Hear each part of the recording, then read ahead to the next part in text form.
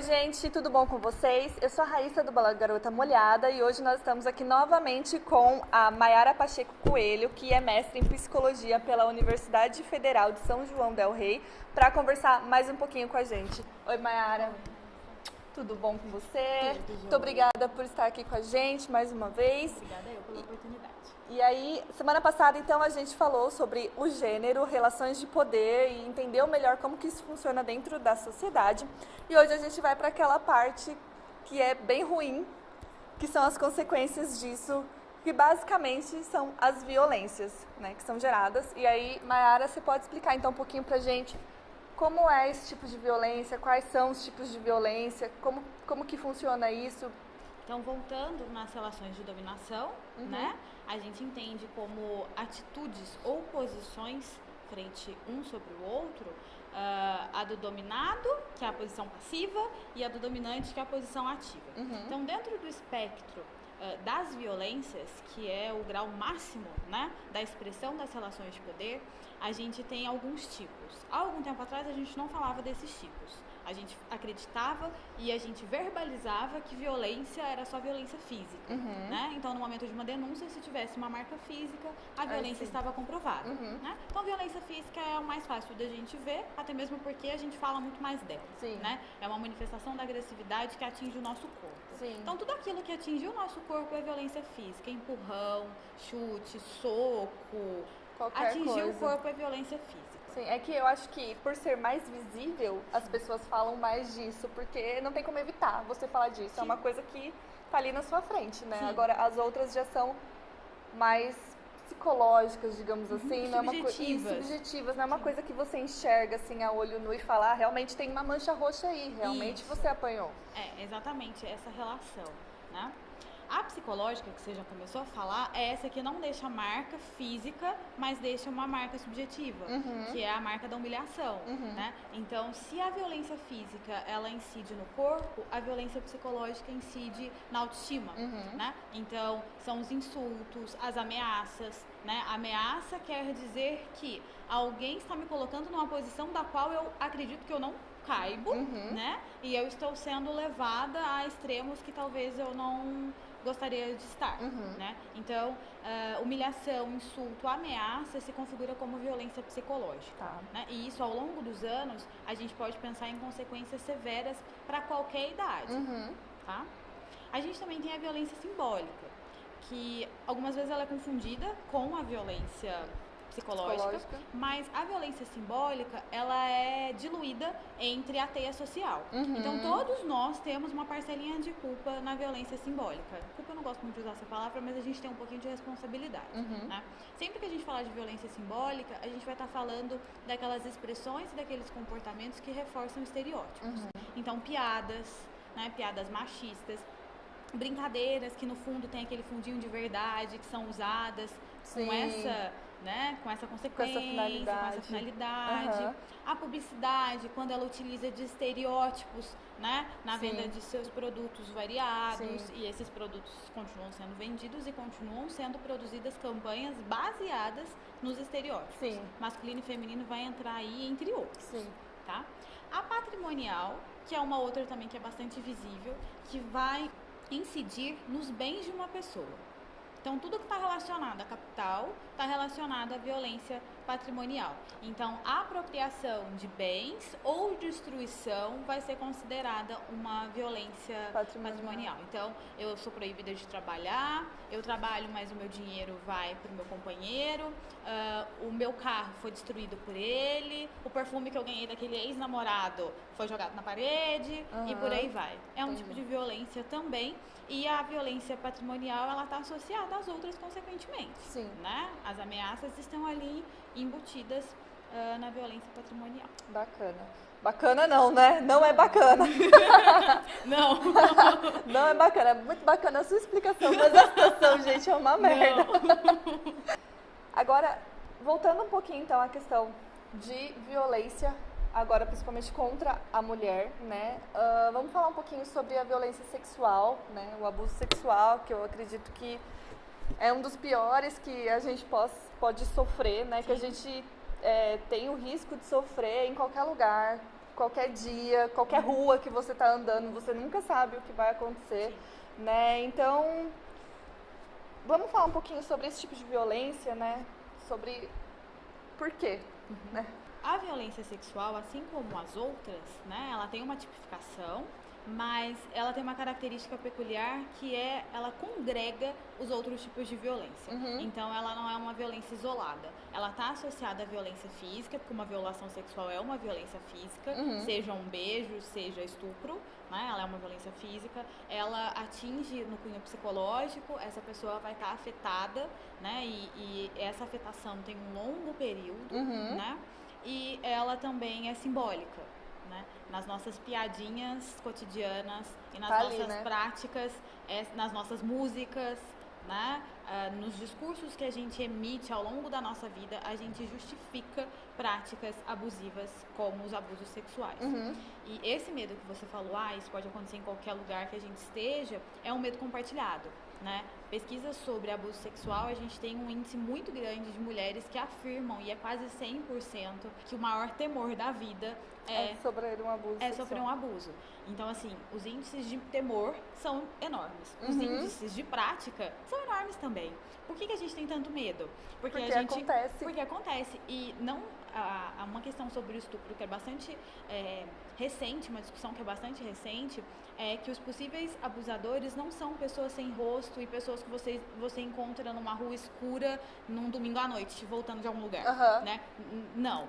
Quando a gente vai analisar e vai esmiuçar as características dos abusos, a maioria dos abusos, tanto contra mulheres adultas quanto crianças e adolescentes, acontece dentro de casa.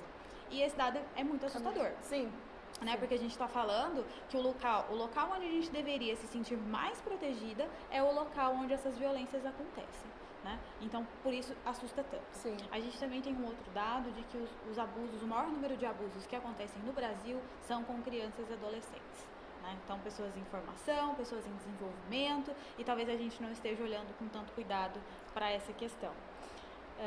Eu dei uma olhada, né, sobre os últimos dados sobre abuso sexual, e a gente tem o mapa da violência contra a mulher e a gente tem o Anuário Brasileiro de Segurança Pública. E a última estimativa diz que a gente tem um estupro a cada 11 minutos no Brasil. Né? Então, assim, é bom a gente não fazer a conta porque o desespero bate. Né? É por isso que a gente tem tanto medo, porque é muito frequente, não deveria ser uma coisa absurda e que muitas pessoas acham normal. Sim. É porque não entende a diferença, né? Acha que abuso sexual é só um estupro, mas não é só o estupro, existem várias formas de abuso sexual. Né? E mesmo que fosse só o estupro seria muita carga e muito trauma por um corpo violado. Sim, com né? certeza. Às vezes as pessoas estão em relacionamentos abusivos e não percebem que estão, não percebem.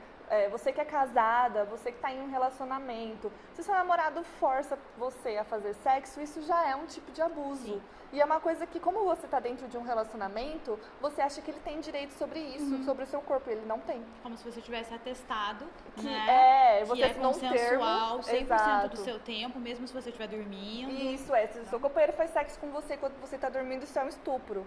Sim. Então... Essa é uma questão que há 5 anos atrás a gente nem questionava. Não mesmo. Essa é uma das discussões mais recentes né, que a gente pode acompanhar, são os estupros conjugais. Né, que ao longo da história das mulheres isso aconteceu muito né, e completamente naturalizado. Sim. Então porque o companheiro é dono do passe inteiro daquela pessoa. Sim. Né? E eu queria que você falasse agora para o pessoal, para mulheres principalmente que já passaram por algum tipo de abuso, o que elas podem fazer, onde elas podem, assim, procurar ajuda, se apoiar, né? E também para a família dessas pessoas, porque não é fácil para ninguém, nem para a pessoa e nem para quem está ao redor dela. Então, como lidar com isso depois que acontece? Como lidar é uma grande questão. Né? Não deveria acontecer. A gente não deveria ter que ter estratégias para lidar com isso. Como a gente ainda não consegue evitar né, que as violências sexuais e as outras acontecem, a gente precisa entender que como mulheres e como vítimas de uma violência, nós somos vítimas. Né? Então essa é a primeira questão, essa consciência de que ali há um algoz e ali há uma vítima. Né? primeiro, como vítima, procurar ajuda. E a ajuda pode vir de qualquer lugar, né? Então, assim, a ajuda ela vai vir só se eu notifico esse abuso? Não necessariamente, né? A gente tem um dado de que esses estupros que nós estamos falando, que acontecem 1 a cada 11 minutos, ele faz parte de uma taxa que a gente não tem uma expectativa total. Por quê? Só 10% dos casos de estupro chegam à notificação e ao processo legal. Então, assim, está acontecendo muito mais do que a gente imagina, né? Então, assim, no primeiro momento, se entender como vítima, se entender como passando por um trauma, né? Há uma violação do corpo, há uma violação da alma, dê o nome que você quiser, né? Essa pessoa, ela foi cindida, né? Então, essa dor, ela precisa ser amparada de alguma forma. Porque a nossa tendência eu sou forte, eu dou conta de tudo. Sim. E a gente não precisa, né?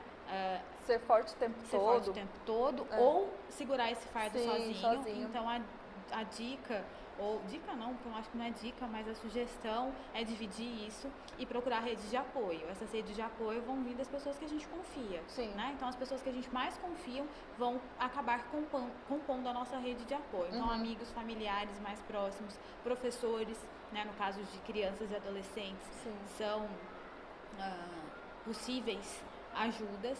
E a ajuda profissional, né? No caso da psicologia é uma ajuda, mas assim, eu já deixo de gatilho que é uma ajuda que vai vir no momento certo.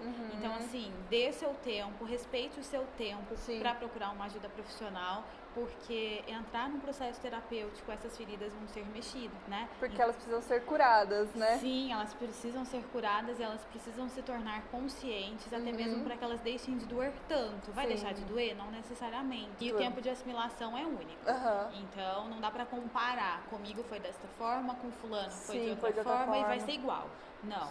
Cada um vai entender a violência de uma forma e vai se colocar na posição de sujeito de uma forma. Portanto, uma ajuda profissional também se faz muito necessária. A gente vê, às vezes tem relatos de pessoas falando, não, eu passei por isso, mas eu tô super bem. E assim, vai de cada um, vai de cada pessoa. Não quer dizer que você precisa ficar bem também, não quer dizer que você é obrigada a ficar bem, né? Isso serve tanto para abuso sexual, acredito eu, quanto para outras doenças psicológicas.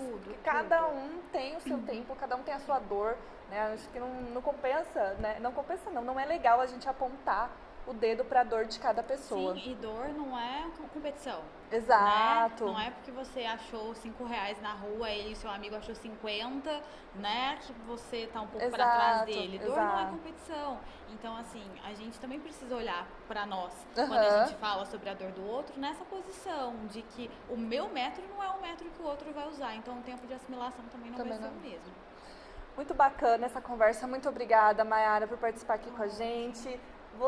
Se você já passou por alguma situação de abuso sexual, então procure ajuda nos familiares, nos amigos, e quando se sentir preparada, procure ajuda profissional. Isso é muito importante para superar. Infelizmente, a gente passa por isso. Infelizmente mesmo. Não consigo encontrar uma justificativa porque não tem.